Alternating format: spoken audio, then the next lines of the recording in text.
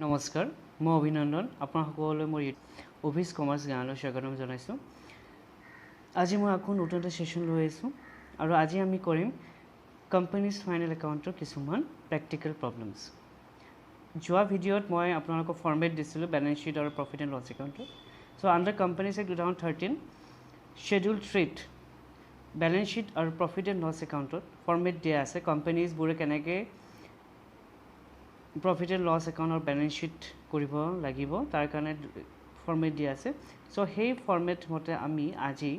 Practical problem এটা কৰিবলৈ ওলাইছোঁ আৰু আপোনালোকৰ এই 10 মাৰ্ক থাকে এই প্ৰেক্টিকেল এই ফাইনেল একাউণ্টৰ প্ৰেক্টিকেলত। চ' আপোনালোকে একদম ভালকৈ বুজি ল'ব আৰু এইটো ঘৰত প্ৰেক্টিছ কৰিব। এইটো আপোনাৰ ট্ৰায়েল বেলেন্স দিয়া আছে, ইয়াতে আপোনাৰ বহুত ইনফৰমেশ্যন দিয়া আছে আৰু ইয়াতে তলত আপোনাৰ এডজাষ্টমেণ্ট কিছুমান দিয়া আছে। চ' ফাৰ্ষ্টত আৰু ইয়াতে কি ওলাব দিছে চাওক যে prepare statement of profit and loss account and balance sheet. So' আজি আমি অকল statement of profit and loss একাউণ্টটো বনাম আৰু নেক্সট ভিডিঅ'ত আমি বেলেন্স শ্বীটটো বনাম, কাৰণ দুটা একেলগে কৰি আপোনালোকে বুজাৰ অসুবিধা হ'ব। চ' আমি পাৰ্টকৈ যদি কৰোঁ তেতিয়াহ'লে আপোনালোকৰ ভাল হ'ব। চ' এই কুৱেশ্যনটো যেতিয়া আপোনালোকে এক্সামত পাব, কুৱেশ্যন পেপাৰ যেতিয়া আপুনি পাব ফাইনেল একাউণ্টটো,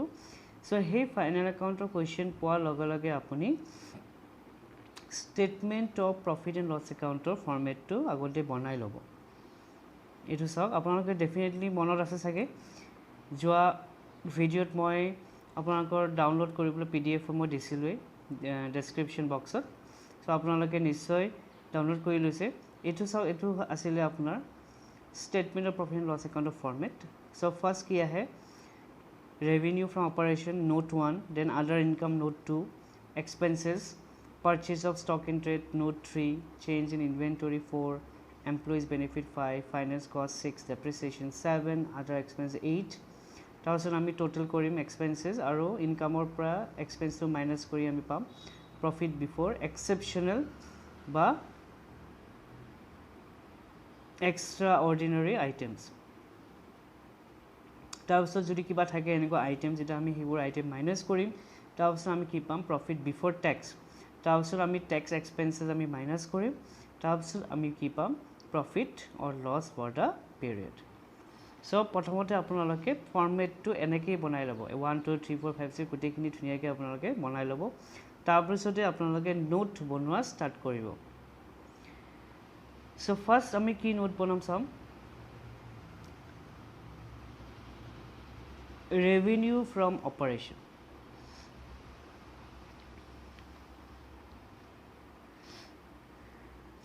so first কি বনাম আমি revenue from operations। so revenue from operations সত কি আহে sales। এটা সেল কিমান দিয়া আছে চাওক, সেল কিমান দিয়া আছে চাওক 3,85,000। so এতিয়া আমি চাম যে সেলছৰ লগত কিবা সেলছ ৰিটাৰ্ণ কিবা ইনফৰমেশ্যন দিয়া আছে নেকি। চাওক ইয়াতে সেলছ ৰিটাৰ্ণ দিয়া আছে, সেলছ ৰিটাৰ্ণ কিমান আছে 15,000। চ' সেলছৰ পৰা আমি সেলছ ৰিটাৰ্ণটো আমি মাইনাছ কৰিব লাগিব। চ' সেলছ কিমান আছে 3,85,000। চ' সেলছ ৰিটাৰ্ণ মাইনাছ কৰিলোঁ 15,000, কিমান পালোঁ টোটেল 3,70,000। চ' আমি কি কৰিম এতিয়া 3,70,000 আমি এই যে নোট যে বনাইছিলোঁ ফৰ্মেটত আমি সেই নোটত আমি কি বহাই দিম 3,70,000। অকল আমি ইয়াতে অকল এমাউণ্টটোৱে বহাম, আমি যিবোৰ প্লাছ মাইনাছ বা যিবোৰ আইটেমছ এই নোটত আহে আমি নোট এনেকৈ 1 2 3কৈ বনাই যাম। তাৰপিছত আহিব কি আদাৰ ইনকাম। এতিয়া আদাৰ ইনকামত কি আছিলে মই কৈছিলোঁ লাষ্ট ক্লাছত, যিবোৰ আমি যোনটো ইণ্ডিভিজুৱেল বা পাৰ্টনাৰশ্বিপ ফাৰ্মৰ যোনটো আমি ট্ৰেডিং একাউণ্ট বা প্ৰফিট এণ্ড লছ একাউণ্ট বনাইছিলোঁ, যেতিয়া প্ৰফিট এণ্ড লছ একাউণ্টৰ ক্ৰেডিট চাইডে যিবোৰ আইটেম আহে যেনেকুৱা income commission receive, interest receive, rent received, so' সেইবোৰ এই companies profit and loss account ষ্টেটমেণ্টত কোনটো নোটত আহিব নোট 2 আৰু হেডিংটো কি হ'ব আপোনাৰ আদাৰ ইনকামছ। চ' ইয়াত চাওক ইয়াতে আদাৰ ইনকাম বুলি এনেকৈ আপুনি নোট বনাব আৰু লিখিব। চ' ইয়াতে কি আছে কুৱেশ্যনত চাওক ইণ্টাৰেষ্ট অন গভৰ্ণমেণ্ট ছিকিউৰিটিজ। চ' সেইটো কি হ'ব আপোনাৰ আদাৰ ইনকামত আহিব। কিমান টকা দি আছে 2300 so interest on government securities আপনার কোনটো নোটত আহিব নোট 2 আন্ডার ইনকামত আৰু তাৰ লগত কিবা এডজাষ্টমেন্ট আছে নেকি চাও ইয়াতে চাও এডজাষ্টমেন্ট আছে যে ইন্টারেস্ট এক্ৰুড ইয়াত চাও note number 14 interest accrued on government securities ₹100 so accrued মানে কি outstanding so interest outstanding on government security ₹100 so outstanding থাকিলে আমি জানো কি কৰিম এড কৰিম so আমি কি কৰিম এতিয়া interest on government security 2300 তাৰ লগত কি কৰিম প্লাস outstanding কিমান 100 so কিমান হ'ব 2400 so আৰু কিবা আইটেম আছে নেকি other income চাও rent received so rent received ক'ত আছে এইটো চাও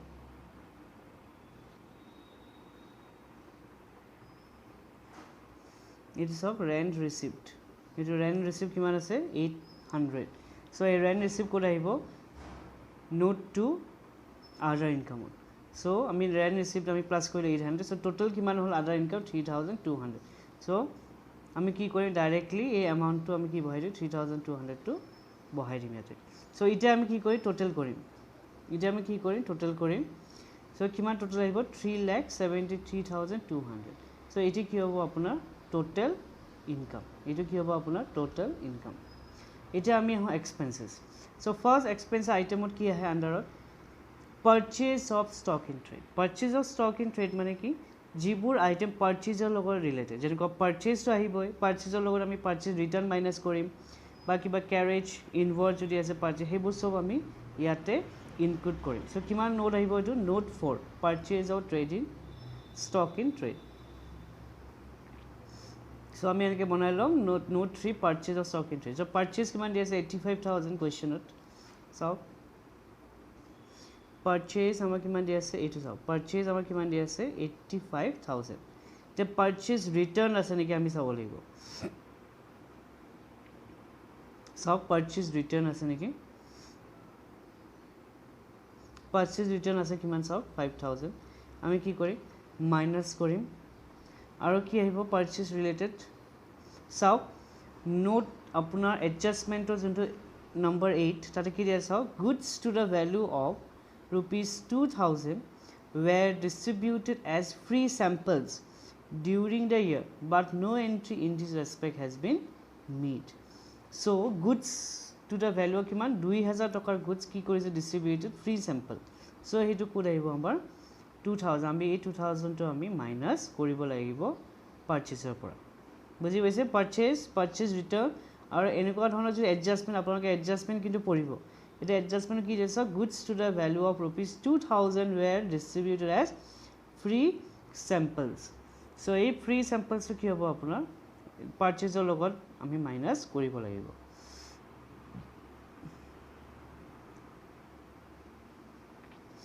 सब purchase 85 আছিলে 85000 free sample minus কৰিলো আৰু purchase return minus কৰি total কিমান আহিল 78000 এতিয়া আমি কি কৰিম ডাইৰেক্টলি 78000 আমি নোট 3 বহাই দিম নেক্সট কি আছে চেঞ্জ ইন ইনভেন্টৰী means কি আছিল opening stock minus closing stock এটা ওপেনিং স্টক কিমান আছে সব কোৱেশ্চন ইজ সব opening stock it is opening stock কিমান আছে 75000 ওপেনিং স্টক কি আছে কিমান 75000 আৰু আপোনাৰ ক্লোজিং স্টক কিমান আছে 95000 সো আমি কি লিখিম note 4 changes in inventory opening stock 75 আৰু ক্লোজিং স্টক মাইনাস কৰিম 95 কিমান আহিব আমাৰ 20000 কিন্তু 20000 আমি ব্ৰ্যাকেটত লিখিম কিয় এটো নেগেটিভত আহিব কাৰণ closing stock is more than opening stock so 20000 কি হ'ব আমাৰ ব্ৰ্যাকেটত আহিব আমাৰ নেগেটিভ এমাউন্ট so আমি হেনেকে আমি কি কৰিম এক চেঞ্জ ইনভেন্টৰীত আমি 20000 টো আমি এনেকে ব্ৰ্যাকেটতে আমি কি কৰিম লিখি দিম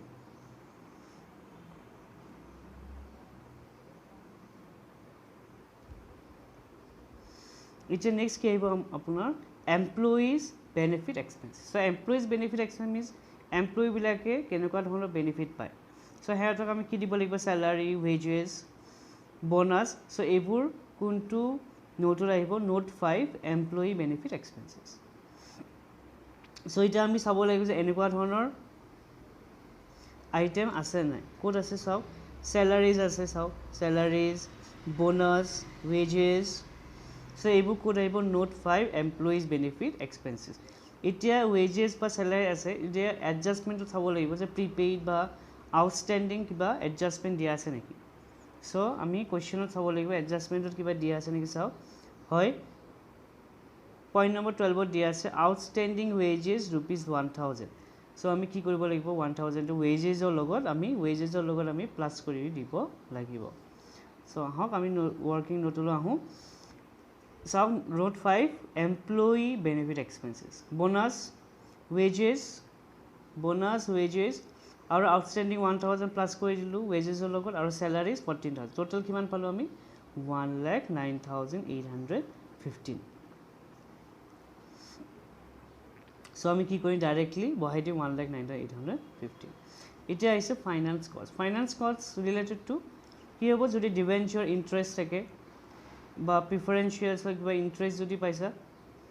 আমি যদি পাইছোঁ চ' সেইবোৰ ক'ত আহিব আমাৰ ফাইনেন্স কষ্টত চ' এনেকুৱা ধৰণৰ আইটেম আছে নেকি চাওঁ আহক চাওক ডিবেঞ্চাৰ ইণ্টাৰেষ্ট পে আছে ডিবেঞ্চাৰ ইণ্টাৰেষ্ট পেড কিমান 12,000 চ' এইটো ক'ত আহিব আপোনাৰ নোট 6 ফাইনেন্স কষ্ট চ' আৰু কিবা এনেকুৱা এডজাষ্টমেণ্ট আছে নেকি আমি চাব লাগিব কিবা এডজাষ্টমেণ্ট আছে নেকি চাওক কিবা আছে নেকি চাওক অঁ ইয়াতে আছে চাওক point number 3 provide for 6 month interest on debenture provide 6 month interest on debenture already 6 monthsৰ পে' কৰিছে আৰু কি কৰিছে আৰু 6 মাহৰ কাৰণে ডিবেঞ্চাৰটো প্ৰভাইড কৰিব দিছে চ' আমি কেনেকৈ কৰিম চাওক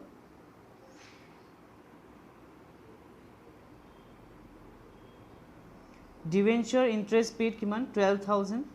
আউটষ্টেণ্ডিং কিমান 12,000 কাৰণ দিছে আগতে এটা পে' কৰা আছিলে 12,000 টকা কিন্তু এডজাষ্টমেণ্টৰ কি কৈছে আকৌ আমি প্ৰপ'জ কৰিম যে আকৌ আমি তাৰমানে 12,000 টকা আৰু পে' কৰিবলৈ আছে ডিবেঞ্চাৰ ইণ্টাৰেষ্ট চ' 12,000 আমি কিমান পাম 24,000 চ' আৰু এটা ফাইনেন্স কষ্ট কি হ'ব আপোনাৰ interest on bank overdraft so' bank audit কিমান আছে আমাৰ কিমান ইণ্টাৰেষ্ট পাইছোঁ 200 চ' গোটেইখিনি টোটেল কৰিলে আমি কিমান পাম 24,200 কি হ'ব আমাৰ ফাইনেন্স কষ্ট চ' আমি কি কৰিম ডাইৰেক্টলি এমাউণ্টটো বহাই দিম 24,200 বুজি পাইছে নিশ্চয় ফাইনেন্স কষ্ট যিবোৰ আমাৰ ইণ্টাৰেষ্ট আছে interest on overdraft interest on bank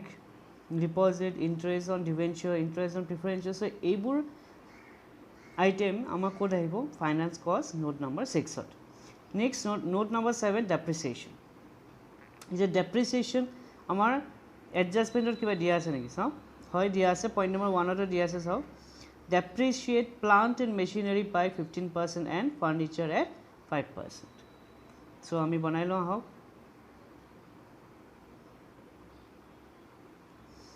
note 7 depreciation and amortisation expensive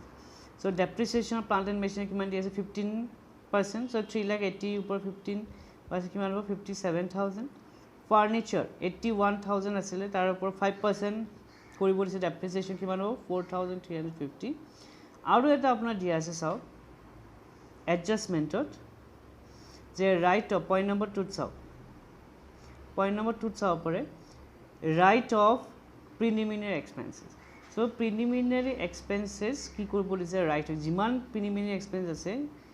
কুৱেশ্যনত যিমান এমাউণ্ট আছে আমি সেইটো কি কৰিব দিছে গুচাই দিব দিছে ৰাইট অফ কৰিব দিছে চ' সেইকাৰণে সেইখিনি আমি ক'ত লৈ যাম নোট 7 চাওঁ ইয়াতে প্ৰিলিমিনাৰী এক্সপেঞ্চেছ আছে প্ৰিলিমিনাৰী এক্সপেঞ্চেছ এইটো চাওক 5,000 চ' এই গোটেই 5,000টো আমাক কি কৰিব দিছে ৰিটাৰ্ণ অফ কৰিব দিছে চ' আমি কি কৰিম ক'ত কৰিম নোট 7ত আমি ৰাইট অফ কৰি দিম চ' প্ৰিলিমিনাৰী এক্সপেঞ্চ ৰিটাৰ্ণ অফ কিমান 5,000 চ' টোটেল আমাৰ কিমান হ'ব ডেপ্ৰিচিয়েশ্যন 66,350 চ' আমি ডাইৰেক্টলি আমি নোটত বহাই দিম 66,350 এণ্ড লাষ্ট কিবা যদি এক্সপেঞ্চেছ বাকী আছে সেইখিনি এক্সপেঞ্চ আমি ক'ত লৈ যাম আদাৰ এক্সপেঞ্চেছ নোট 8 তো কিবা এক্সপেন্স আছে নেকি হয় আছে চাওক এডভাৰটাইজমেণ্ট অডিট ফিজ সো এইবোৰ আমাৰ কি হ'ব আদাৰ এক্সপেন্সেস সো নোট 8ত কি হ'ব জেনাৰেল এক্সপেন্সেস আছে ফ্ৰিট এণ্ড ক্যাৰেজ আছে ডাইৰেক্টৰ ফিজ এটা চাও এটা এই ইম্পৰ্টেন্ট হ'ল বেড ডেট এটা বেড ডেট চাও আমি কোৱেশ্চনলৈ যাওঁ ইয়াতে চাও বেড ডেট কিমান আছে 2100 আৰু এটা আছে চাও প্ৰভিজন ফৰ বেড ডেট কিমান আছে এটো 3500 সো এতিয়া আপোনালোকে মন কৰিব যদি বেড ডেট থাকে আৰু প্ৰভিজন ফৰ বেড ডেট যদি আপোনাৰ ট্ৰায়াল বেলেন্সত থাকে তেতিয়াহ'লে এটো কি হ'ব all provision for bad debt বুজি পাইছে নিশ্চয় যদি ট্ৰায়াল বেলেন্সত আপোনালোকৰ যদি প্ৰভিজন ফৰ বেড ডেট দিয়া থাকে তেতিয়াহ'লে আপোনালোকে গম পাব এটো হ'ল অল এটো হ'ব অল আৰু যদি এডজাষ্টমেন্টত যদি দিয়া থাকে এডজাষ্টমেন্টত আছে চাওক কি provide bad and doubtful debt provision for 5% on sundry debtors এটো হ'ব আপোনাৰ নিউ যদি ট্ৰায়াল বেলেন্সৰ ভিতৰত থাকে তেতিয়াহ'লে এটো ওল্ড প্ৰভিজন হ'ব আৰু যদি এডজাষ্টমেন্টত থাকে এটো কি হ'ব নিউ সো আমি কি কৰিব লাগিব বেড ডেটৰ লগত নিউ টু প্লাস কৰি ওল্ড টু আমি মাইনাস কৰিব লাগিব বুজি পাইছে বেড ডেটৰ লগত আমি নিউ প্ৰভিজন টু আমি প্লাস কৰি আৰু মাইনাস কি কৰিম আমি old provision for bad debt বুজি পাইছে এটো কিন্তু মনত ৰাখিব আপোনালোকে এই চাওক আমি বেড ডেট কিমান আছে 2100 নিউ কিমান আছিল আমাৰ ডেটৰ ওপৰত 5% কৰিব দিছে new provision for bad debt কিমান পালো 4613 প্লাস কৰি দিলো আৰু মাইনাস কিমান আছে ট্ৰায়াল বেলেন্সৰ ভিতৰত কিমান আছিল 3500 হেতু আমি কি কৰিম মাইনাস কৰিম সো টোটাল আমি কিমান পাম 3213 তাৰপিছত আপোনাৰ কি আছে চাওক ফায়াৰ ইনস্যুৰেন্স আছে চাওক yes ফায়াৰ ইনস্যুৰেন্স কিমান দি আছে 400 কিন্তু এডজাষ্টমেন্টত চাওক point number 13 fire insurance prepaid was rupees 120 so prepaid থাকিলে আমি জানো আমি কি কৰিব লাগিব মাইনাস কৰিব লাগিব সো ফায়াৰ ইনস্যুৰেন্স 400 ৰ পৰা আমি প্ৰিপেইড টু কি কৰিব লাগিব মাইনাস কৰিব লাগিব তো চাওক ফায়াৰ ইনস্যুৰেন্সৰ পৰা আমি প্ৰিপেইড টু কি কৰিছো মাইনাস কৰিছো টোটাল কিমান আহিল 280 তাৰপিছত কি আছে advertisement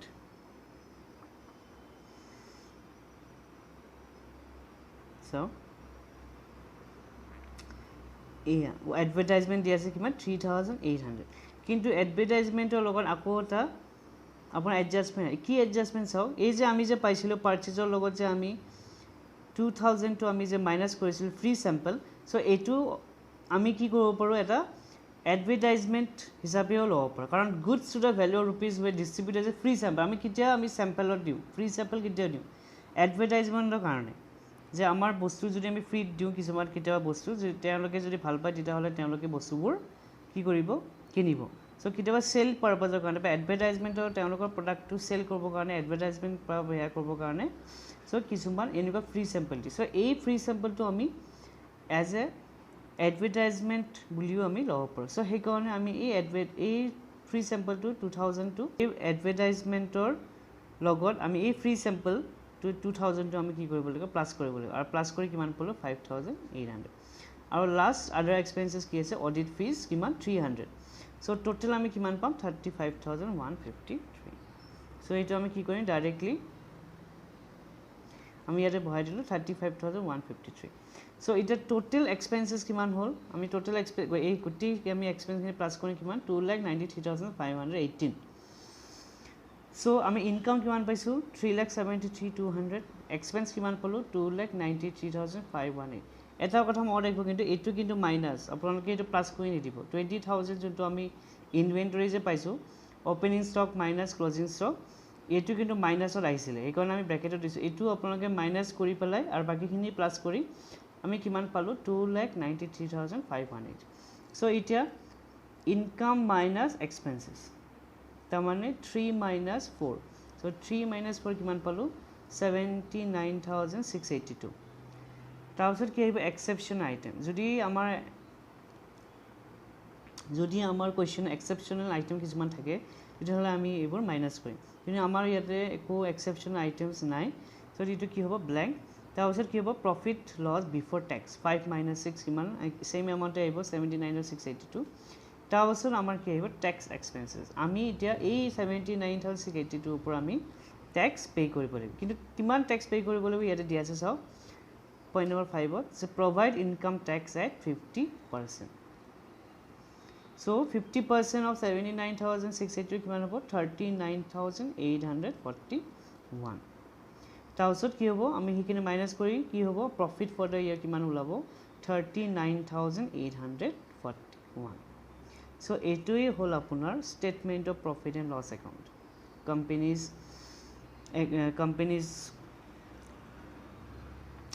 কোম্পেনীজৰ profit and loss account statement বনাবলৈ এনেকৈ আমি বনাব লাগিব এইটোৱেই হ'ল কোম্পেনীজ ফাইনেল একাউণ্ট যদি ডাউট থাকে আপোনালোকে কমেণ্ট কৰিব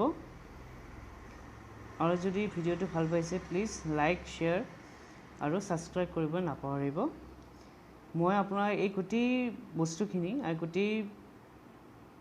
সলভ প্ৰব্লেমখিনি মই ডেছক্ৰিপশ্যনত মই দি দিম আপোনালোকে PDF ফাইলটো ডাউনলোড কৰি ল'ব পাৰে চ' আমি নেক্সট ছেশ্যনত আমি এইটো প্ৰব্লেমৰে এইটো কুৱেশ্যনৰে আমি বেলেঞ্চ শ্বীট বনাম চ' আপোনালোকে প্ৰেক্টিছ কৰক ঘৰত কিবা বুজি নাপালে মোক সুধিব কমেণ্টত ধন্যবাদ